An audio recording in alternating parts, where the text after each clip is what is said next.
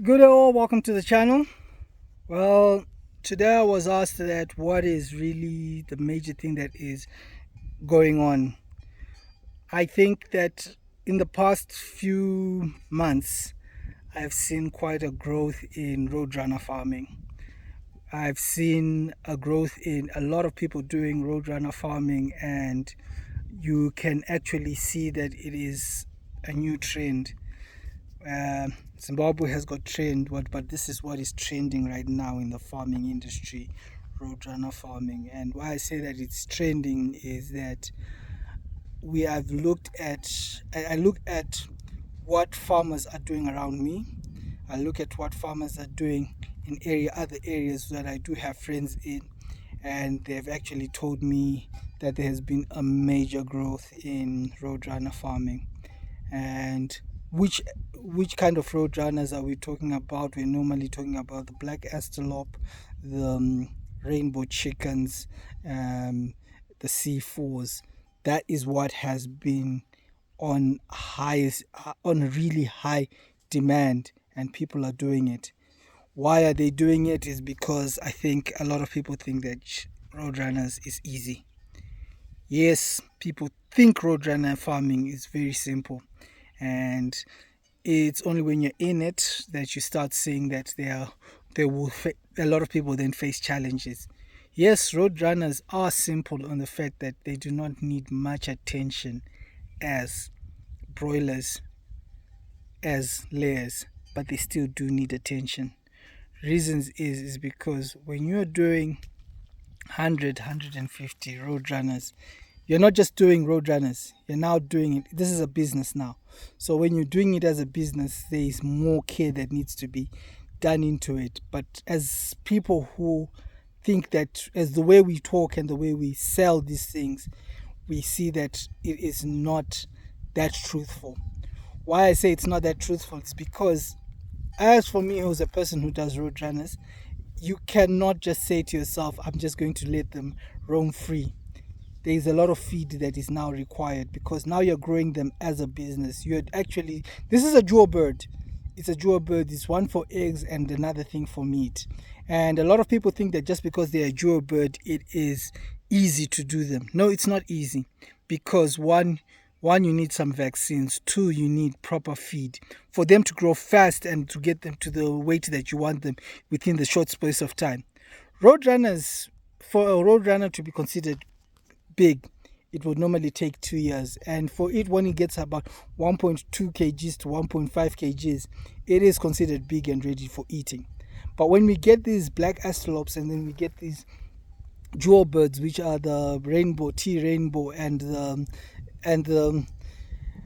other birds that we do get for the C4 on this breed, it is a bit different, because these ones grow a bit faster, but they need care. And that care is what we do not realize, that they need care now like layers. And that laying, the way that we treat layers is the same way we should be treating these roadrunners. Reasons being, yes, as much as they will roam free, they still need to be treated in such a manner that they need a bit of biosecurity, or they die on you. They will die, because the amount of deaths that do happen is due to them they're not supposed to really interact a lot with the outside. They're supposed to be actually well kept in a place whereby they're isolated and kept indoors, whereby they're monitored and there's biosecurity. That is the problem that we then face with these chickens. But once you get that right, you are in the right path. Now the question is, what are you then going to be able to do with these chickens and all that? Your maths really needs to really make sense, because don't forget that roadrunners are not going to grow in 2-3 weeks, or let's say 6 weeks like a broiler. These are going to take 6 months. 6 months to get to a position where we consider them mature. 7 to 8 months before they start laying. And after that, the number of years, and then how you're going to be able to maintain them after those 8 months, consistently making sure that they've got enough feed. Like, if you want them to be prolific layers, you need to treat them now like laying hens, but also be then careful not to give them layer mash, the ones for the normal brown chickens. Though these ones, you need to give them brooding mash, the ones for roadrunners. The feed for roadrunners and the feed for layers are totally different. Do not mix the two. If you want them to lay, you can use, okay, let me do it this way. You can use layers mash for these chickens, but you're now making sure that those eggs are now tabled. They will not hatch. Why? Because the skin of the egg will become hard, and once the skin of the egg becomes hard, when you send them to incubation, they will probably be fertile, but because of the hardness of the shell, they will find difficulties in coming out. So you will need to use brooder's mash. Brooder's mash is meant really for roadrunners and for anyone who wants to take these chickens to laying. So what does this mean? Does it mean that if I take the layers and I feed them brooder's mash, those eggs will lay? Yes, they will lay, because those eggs will not be as a hard shell as if you are using layers mash. If you're using layers mash is to make sure that the chicken and the egg becomes a bit tough, so that when it lays, it does not crack. The chances of it cracking are much less than when you're using brooder's mash. Brooder's mash, the chances of those eggs, if the chicken lays on the floor, for them to crack are extremely high. So that is the reason why people are doing that. But as I said, we are not only looking at the feed. It's the feed and how you take care of them. Now, the taking care part of them is to make sure that you're vaccinating them. You need to vaccinate them as if you're keeping layer chickens. That is very important. You need to vaccinate with Newcastle, Gumboro, IBD, fowl-pox, all those medications you need to make sure that you give the chickens, because if you don't, they are also going to be attacked by some of these diseases. And once they get attacked by some of these diseases, it's very important that you guard against them. Another thing that I always say that you should always make sure that on your farm you have is always Ashox 20 or Ashox 50, but normally Ashox 20 is a must to have. And you also need to have you need to then have oxytetracycline on the farm.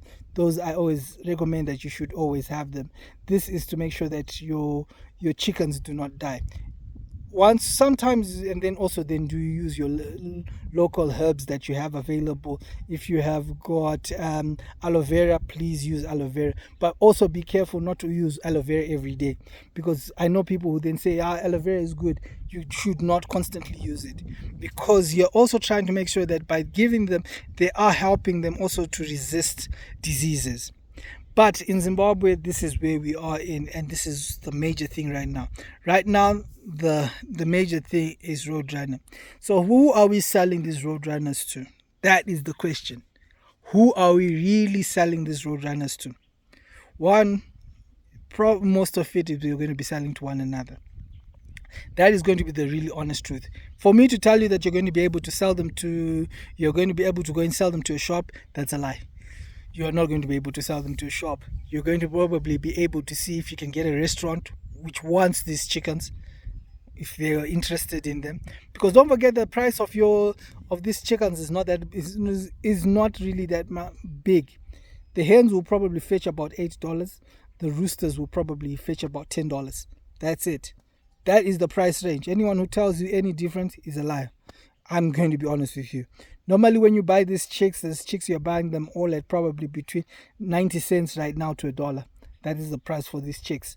There will be others probably will sell a bit cheaper, but expect them. Anyone who tells you that they are vaccinating, really be skeptical about it, because not everyone really vaccinates, unless if you're a person who actually trusts that person is saying as they are selling. Because a vaccination does not necessarily mean that they've prevented it. It just means that they are hoping that it can be preventable. But once disease hits, it hits. It does not necessarily mean that they've been vaccinated. That means that they're okay. They should not be attacked.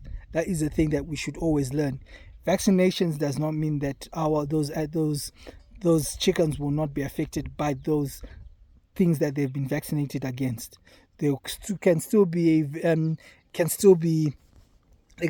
attacked by those kind of diseases. So that's another thing.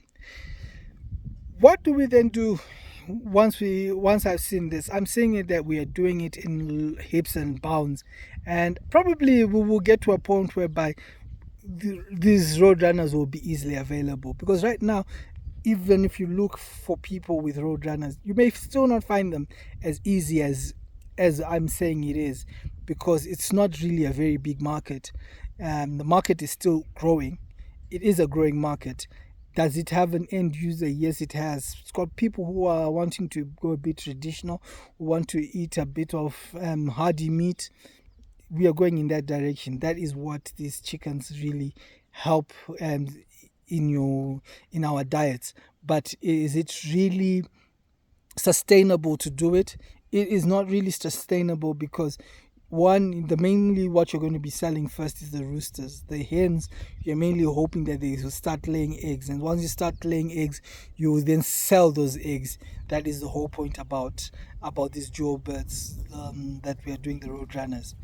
Well, I think that is really much about the Roadrunners, about what people are doing in Zimbabwe, where the market is. The market is, as I said, it's still individual.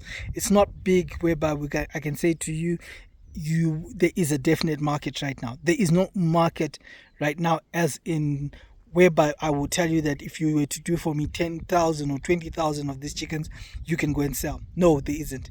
There is no market like that right now.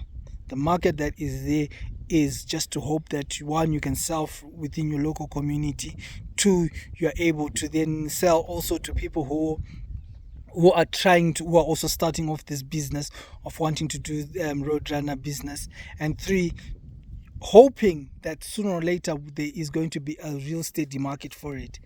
This is the few things that I've seen that we are at, and these are the challenges that I'm really seeing that we are really facing with. And I think that until there is a proper market for it, a lot of people have runched into this.